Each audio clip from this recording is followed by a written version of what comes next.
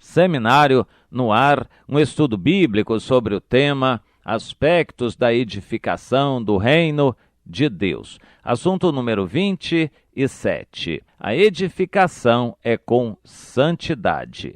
Eu quero focalizar este aspecto porque o Senhor já tem nos alertado o suficiente e não vamos ficar insistindo muito mais neste aspecto de que cada um deve observar como edifica. A obra é de Deus. A planta, o modelo é de Deus. É Deus quem dá o modelo da sua casa espiritual. A casa espiritual de Deus não deve ser edificada da maneira de cada um, segundo a ideia de cada um. Cada um edifica e deve ver como edifica, mas não da sua própria maneira. Existe um modelo. Qual é o modelo? É o que Jesus fez e o que Deus mandou fazer no Antigo Testamento. O que Deus mandou que se fizesse. Os princípios gerais da revelação de Deus ao seu povo devem ser observados. E, na prática, o que Jesus fez é o nosso modelo. Jesus, em tudo, é para nós o modelo. E o que ele fez, edificou um corpo de discípulos que depois resistiu ao tempo, às perseguições, às dificuldades e a todas as intempéries. Aquele corpo de apóstolos funcionou em unidade, funcionou como um verdadeiro corpo, agradando a Deus, e aquele corpo de obreiros, de apóstolos, pôde depois se multiplicar e edificar a outros na mesma casa espiritual que foi crescendo para a glória de Deus. Como diz o apóstolo Paulo na sua carta aos Efésios, no capítulo 4, efetuando o seu próprio aumento para a edificação de si mesmo em amor. Sim, é o corpo de Cristo, a eclésia, as pessoas vão se multiplicando, aumentando em número, mas entrosando cada uma delas no corpo. É assim que Deus quer. O aumento é próprio, o corpo efetua o seu próprio aumento para a edificação de si mesmo em amor. A edificação do reino de Deus não é com propaganda, não é com mídia, não é com movimentos, com estardalhaço, com espetáculos pirotécnicos, com propaganda de milagres, com propaganda de grandezas e bravatas humanas, não é com política. A edificação do reino de Deus é feita em amor, com pessoas e acrescentando pessoas, cada uma no seu lugar. E eu quero mostrar este aspecto. A santidade é uma característica de seriedade, de separação para Deus. Assim, a casa espiritual deve ser edificada com santidade, ou seja, cada pessoa separada do mundo, da imundícia do mundo, dos objetos do mundo, dos assuntos do mundo, das preocupações do mundo. Cada pessoa separada destas coisas para se dedicar a Deus. E aqueles que trabalham, os obreiros, devem ser dedicados a Deus com todo o seu coração, para que eles tenham a obra de Deus como seu verdadeiro chamado, como a sua tarefa mais importante. E fica então esta observação alerta do apóstolo Paulo. Cada um veja como edifica, em 1 Coríntios 3. E nós temos no Antigo Testamento, para nos ajudar a entender estas coisas, o que Deus estabeleceu através de Moisés para a tribo de Levi, distribuindo o trabalho entre as 3 famílias principais, Gerson, Coate e Merari. Cada um deles tinha uma tarefa específica na edificação do santuário, do tabernáculo para Deus. Aqui no capítulo 4 de Números, versículos 17 a 20, eu quero ler com você. Disse o Senhor a Moisés e a Arão: não deixareis que a tribo das famílias dos coatitas seja eliminada do meio dos levitas. Isto, porém,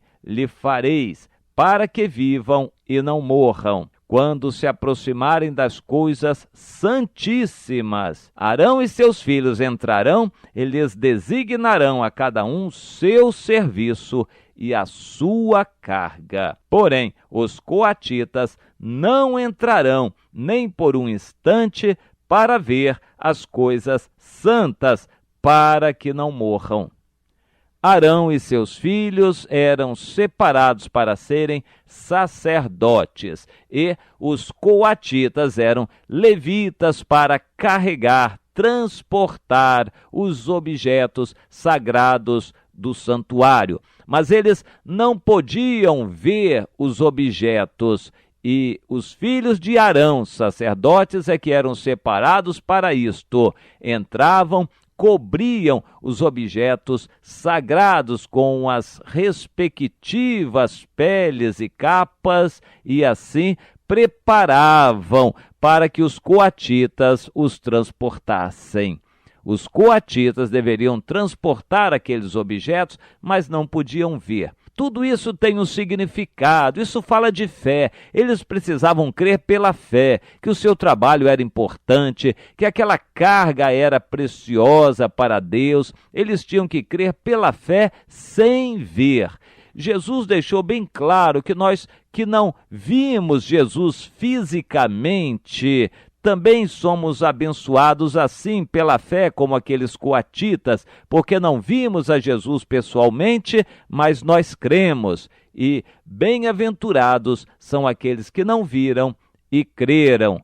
Portanto, se nós não vimos pessoalmente com nossos olhos humanos a Jesus, nós cremos e esta fé nos é atribuída como justiça. Como Abraão, que creu em Deus, e isto lhe foi atribuído por Deus como justiça para ele. Assim, pelo fato de nós também não estarmos vendo fisicamente ao Senhor Jesus, mas crendo nele pela fé, isto nos é atribuído como justiça. E o nosso privilégio é poder agora, quando o reino de Deus não é visível na terra, trabalhar para ele.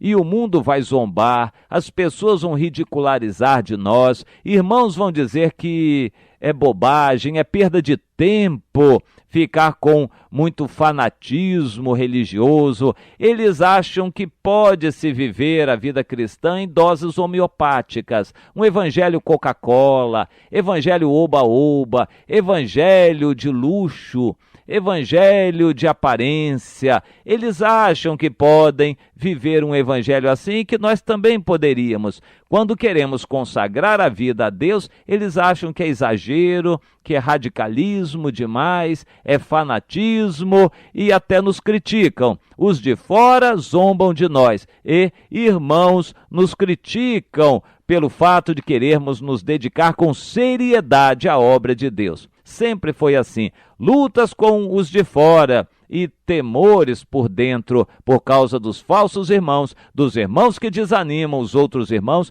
dos irmãos que se vangloriam, dificuldades por toda parte, e nestas dificuldades nós somos provados, testados como Saul, o rei Saul, o foi naqueles primórdios da edificação do reino de Deus aqui na terra, que era o reino de Israel. Saul foi provado numa situação muito difícil, no fim da qual Deus lhe deu vitória, mas naquela situação ele foi reprovado porque não obedeceu como deveria. E aqui este alerta que nós lemos em Números no capítulo 4, feito pelo próprio Deus para os coatitas, para que andassem por fé e não procurassem ver aqueles objetos, o que não era sua atribuição. Por que Deus fez aquilo?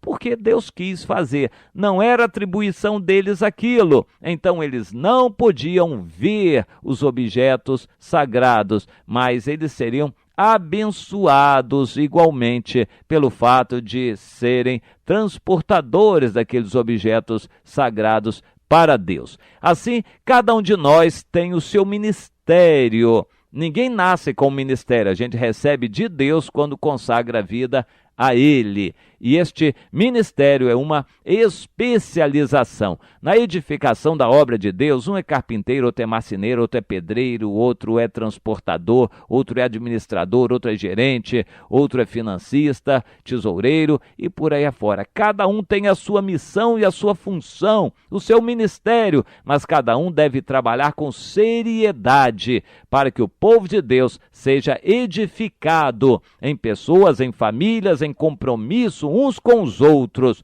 o povo de Deus edificado. Assim Deus nos ensina, e a obra de Deus deve ser feita com seriedade e com santidade.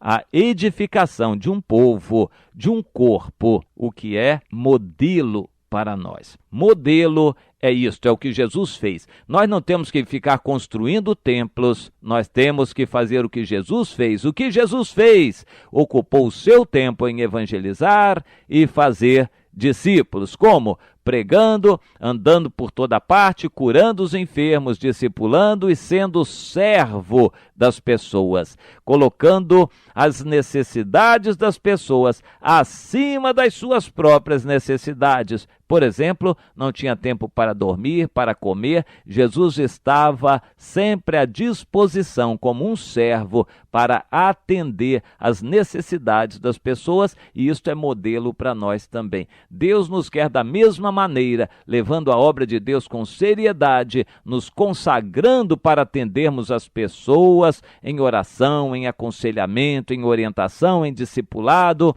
e com seriedade, autoridade, obedecendo, nos submetendo, e aqueles que receberam autoridade fazendo a sua parte, como os sacerdotes que guardavam os objetos sagrados, os coatitas que se submetiam e transportavam os objetos sagrados, e assim a obra de Deus era edificada a cada acampamento que o povo fazia. Hoje, Deus quer que haja edificação, as pessoas colocadas nos seus lugares, obreiros cuidando das pessoas, as pessoas em amor, em entrosamento, cada uma no seu lugar, aprendendo a servir ao Senhor de todo o seu coração. Assim Deus quer para nós, com um amor muito especial, que cada um tenha prazer em trabalhar para Deus na sua função, sem querer se meter na dos outros, sem querer julgar os outros, sem querer ser mais do que os outros, sem querer fazer propaganda do seu ministério,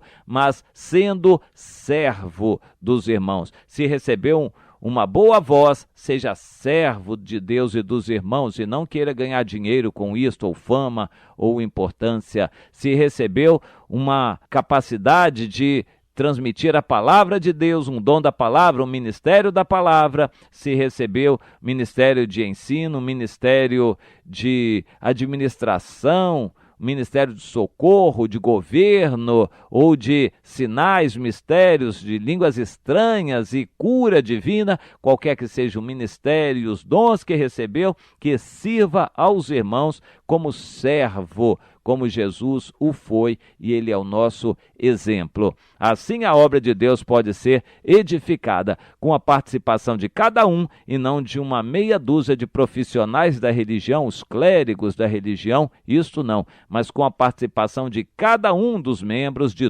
todos, cada um no seu ministério, na sua função, com seriedade, cumprindo a sua parte sem julgar os outros. Assim, cada um vai ser edificado no corpo e vai trabalhar para edificar os outros. E este corpo vai ser edificado para a glória de Deus, para a habitação de Deus em espírito, e efetuando o seu próprio aumento, este corpo do Senhor Jesus aumentará, crescerá, porque o Senhor vai acrescentar dia a dia os que vão ser salvos e que também vão ser edificados neste corpo para a glória de Deus. Amém.